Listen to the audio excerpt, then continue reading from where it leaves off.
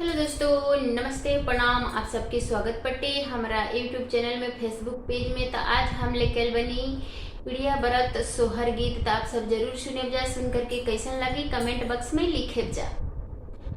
मोरा पिछुआरिया में हादियानु होयो कर चकले चकले पात। मोरा पिछुआरिया में हादियानु हो ओ कर चकले चकले पात।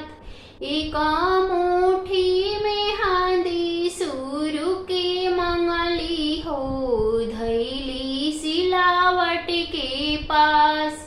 रगरी रगरी में हदी पिसानी नु हो अपने जे छपानी भर भरा हाथे हो।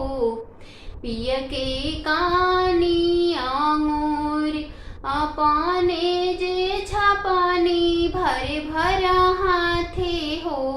पिय के कानी आंगूर से हाथा परेला बदन पारा हो। चुनरी भैले लाल लाल से हाथा परेला बदन पारा हो। चुनरी भैले लाल लाल पानी भरे गईनी पाना घटावानु हो। सखी सब पूछे बात पानी भरे गईनी पानी घटावानु हो। सखी सब पूछे बात किया चुनरी रंगले आंगारे जवानु हो। किया घरा ही रांगाय किया चुनरी रंगले आंगारे जवानु हो। किया घरा ही रांगाय नाही चुनरी रंगले आंगारे जवानु हो।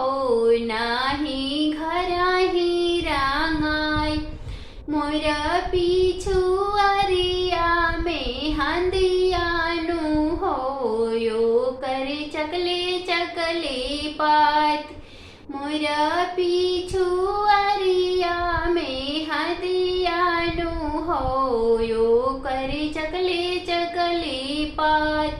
एक मुट्ठी में हांदी सुरु की मंगली हो धैली सिलावट के पास। रगरी रगरी में हदी पिसानी नु हो छपनी भरा भरा हाथ। अपने जे छपाली भरे भरा हाथे हो।